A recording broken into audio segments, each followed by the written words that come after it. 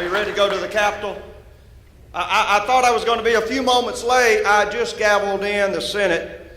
I've done that every year since 2008 when I was elected and never missed one day. I believe you ought to show up for work on time. So as I gavelled in and said, will the Senate please come to order this morning, I thought what a week it had been. You know, I've had a pretty busy week. Some of you may have heard. We started out Monday, it was a day off, and we did a little bit of traveling. But Tuesday we came back again to bring the Senate in for an economic development project. Stein. You know, last year we did Schultz. We brought in that great pipe company to the Delta. Now, I know some folks think Tunica now is maybe the North Delta, but it's still the Delta, and so we're making the finest stainless steel pipes in the world. So last year, the first day of the session, what did we do? We passed a bill that will bring jobs to the Mississippi Delta and the state of Mississippi. I like that idea. A couple of months ago, Governor Barber called me and said, we've got another one. We've got a company called Stein. It's going to make the state-of-the-art solar panels, and we want to put them in Forest County. I said, that's a wonderful idea. He said, perhaps we ought to have a special session. I said, Governor, might I recommend that we do it the first day of the session in 2011? I wanted to send another strong message. And as you see how the House and Senate work together, now we may have some differences. We may disagree on time at times. But on this, we all agree we're going to create the most job-friendly state in America. And we're going to call that Mississippi. So as we said, thank you. As we set about to send that message now, Stein, a former California company in Forest County, $500 million investment, about a $75 million loan from the state of Mississippi, and it's not the last.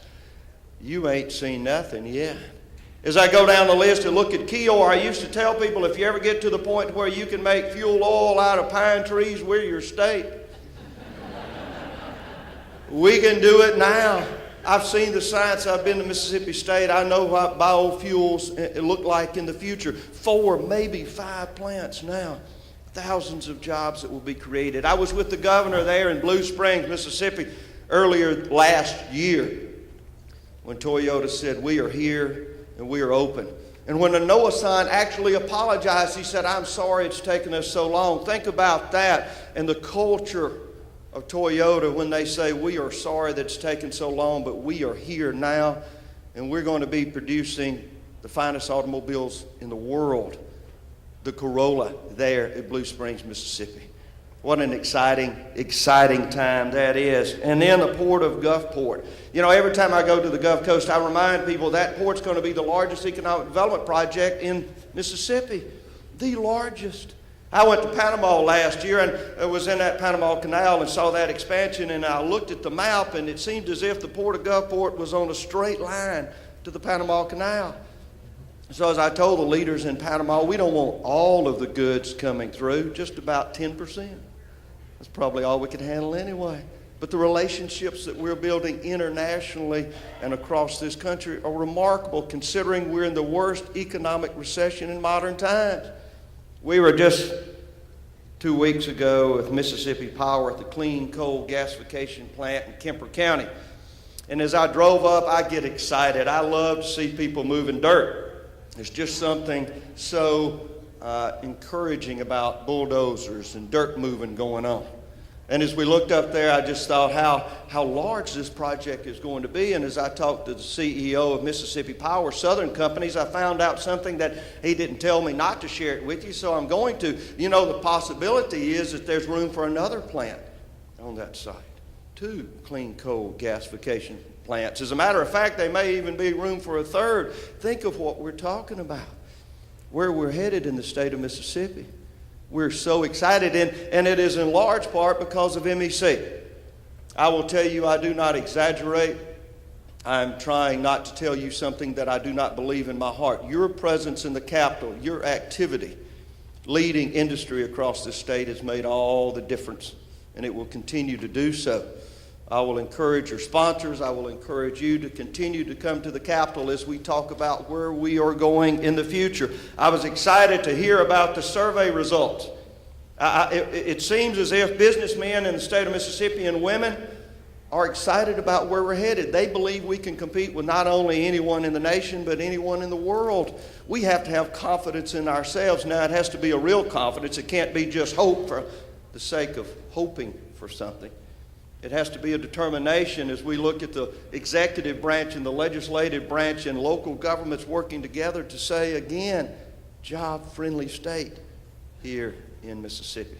So your survey says that same business leaders believe Mississippi is able to compete with other states in our region. They believe Mississippi's economy will begin to improve within the next couple of years. So do I. I think it has already started. Again, I spoke to Governor Barber as he was in Washington just yesterday. And the one thing about this governor, as I tell folks, it has been such an experience to be his lieutenant governor. What a learning experience this has been. It is sort of like being an assistant coach to Bear Bryant. If you'll just watch and learn. And I tell him on occasion, Coach, you call the plays and I'll run them. And that's what we've been doing. And the excitement in his voice as he says, just wait till the State of the State address. We're going to share some great things. He has a plan going in. One of the media asked me the other day, do you think this is going to be a lame duck session for Haley Barber? I said, you don't know Haley Barber very well, do you?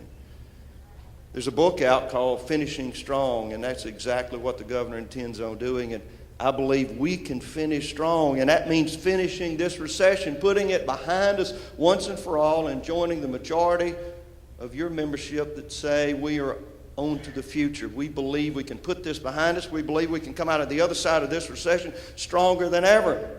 I want the rest of the nation to look and say, how in the world did Mississippi do that? When we woke up and found out that they were leading. They were leading the energy industry. They were leading in economic development opportunities. They were redesigning their educational system for a workforce for the future. I believe we've got to start in high school. 35% of our children drop out between the 9th and 12th grade in many school districts across the state of Mississippi. That's unacceptable. We can't have the workforce of the future that we need. What if we let those children have another option? What if we said, young man, don't drop out in the 10th grade. Go to a community college and learn a skill. Have a dual enrollment. You can come to your high school during the morning and you can take your English and your math and get your Carnegie units, but in the afternoon we're going to let you go to a community college and learn how to be a skilled technician. My dad was a diesel mechanic. He was one of the best in Mississippi. He was so proud of that. People would come up to me and say, your dad's the best diesel mechanic we know. And I was very proud of that. We need electricians. We need carpenters. We need plumbers. You've heard the story. I probably told you before. Cardio surgeon needed a plumber. Called one day. The plumber came out, fixed the pipes for him, started to leave, left him a $1,200 bill. Surgeon said, hold on a minute, I'm a cardio surgeon. I don't charge $1,200 an hour. The plumber said, when I was a cardio surgeon, neither did I.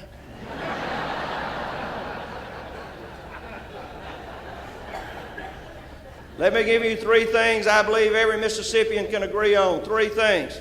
I defy you. If you will go and find one citizen of this state that says, I won't agree with that, bring them to me. Number 1, they want their children to get a good education. Now that may sound simplistic, but it's not. In many communities in our state, they're not getting a good education, and we need to say that that will not stand. Number 1, every parent wants their child to have a good education. Number 2, every parent wants their child to find a good paying job.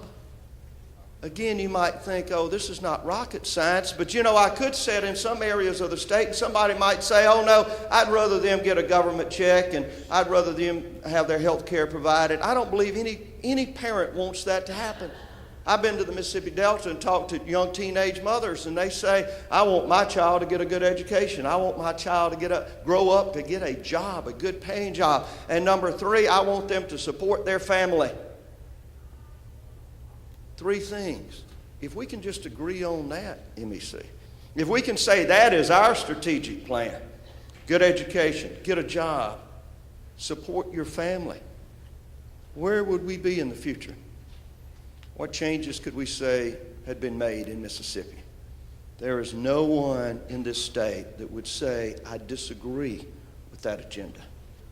Let us work towards that. Let us pull together. Let your elected officials know we want education, we want jobs, and we want our citizens to support their family and we believe we're going to move ahead like never before. Thank you so much, MEC. God bless you.